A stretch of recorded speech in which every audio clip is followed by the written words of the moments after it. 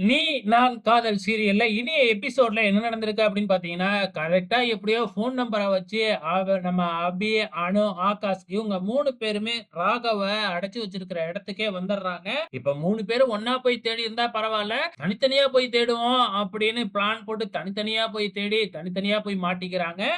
3 பேரு வர்றத தெரிஞ்சுக்கிட்டவங்க வந்து பார்த்தீங்கன்னா, கரெக்ட்டா அப்படியே எச்சரிக்கையாயி முகத்துல முகமூடியெல்லாம் மாட்டிக்கிட்டு, தனித்தனியா தேடுறப்ப மயக்க மருந்து ஸ்ப்ரே அடிச்சுவுட்டு எல்லாத்தையும் பிடிச்சிடுறாங்க.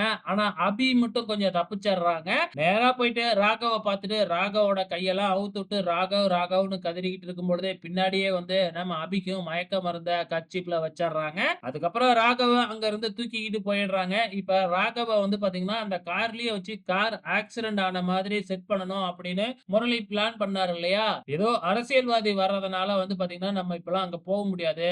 1 கிலோமீட்டருக்குள்ளாரயே தான் இருக்கணும். 1 கிலோமீட்டர் எங்க போனாலும் வந்து செக்கிங் கடுபடியா இருக்கு அப்படின்னு சொன்னதுனால, இப்ப 2 அனாதை பொணத்த வந்து புதைக்க போறோம். அதோட சேர்த்து இதையும் புதைச்சிடலாம் அப்படின்னு கூட இருக்கிற ஒரு அடியாள் சொல்ல, அதுதான் கரெக்ட்டு அப்படின்னு சொல்லி ராகவியும் வந்து பார்த்தீங்கன்னா, அங்க தூக்கிக்கிட்டு போயிடுறாங்க.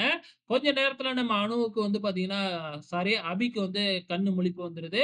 எழுந்திரிச்சு பார்த்தா அணு, ஆகாஷ காணோம். அணு, ஆகாஷ ஒரு இடத்துல கட்டி போட்டுருக்காங்க. அதுக்கப்புறம் வந்து பார்த்தீங்கன்னா, 2 பேத்தையும் அவுத்துவிட்டு, "நான் ராகவ கண்ணால பார்த்தும் என்னால காப்பாத்த முடியலையே!" அப்படின்னு சொல்லிட்டு, அவங்களும் பக்கத்துல தேடலாம் அப்படிங்கிற மாதிரி தேட ஆரம்பிக்கிறாங்க. இந்த பக்கம் வந்து பார்த்தீங்கன்னா, நம்ம ராகவ வந்து பார்த்தீங்கன்னா, 2 குழந்தைங்க பொணத்தோட தூக்கிக்கிட்டு வந்து, இவரும் அனாதை பொணம் தான், இவரையும் புதைக்கணும் அப்படின்னு சொல்லி புதைக்கிறாங்க. அங்க இருக்கிற ஃபாதர், ஊர் மக்கள்லாம் வந்து 2 பொணம் தானே சொன்னீங்க, இப்ப என்ன 3வது பொணம் அப்படின்னு சொல்ல, ஏதோ சொல்லி சமாளிச்சர்றாங்க. அதுக்கப்புறம் ஃபாதர் வந்து பார்த்தீங்கன்னா, எல்லாத்துக்கும் ஜெபம்லாம் பண்றாரு. அதுக்கப்புறம் ராகவியும் சேர்த்து வந்து பார்த்தீங்கன்னா, ஒரு பெட்டியில போட்டு அதே இடத்திலேயே புதைச்சர்றாங்க. இன்னைய எபிசோட் இதோட முடிஞ்சிருச்சு. இந்த பக்கம் நம்ம அபி, அனு, ஆகாஷ் வந்து பார்த்தீங்கன்னா, ஃபோட்டோவ காமிச்சு வந்து பார்த்தீங்கன்னா, எல்லாத்துக்கிட்டயும் தேடிக்கிட்டு இருக்கிறாங்க. பொறுத்திருந்து பார்க்கலாம் என்ன நடக்குதுன்னு.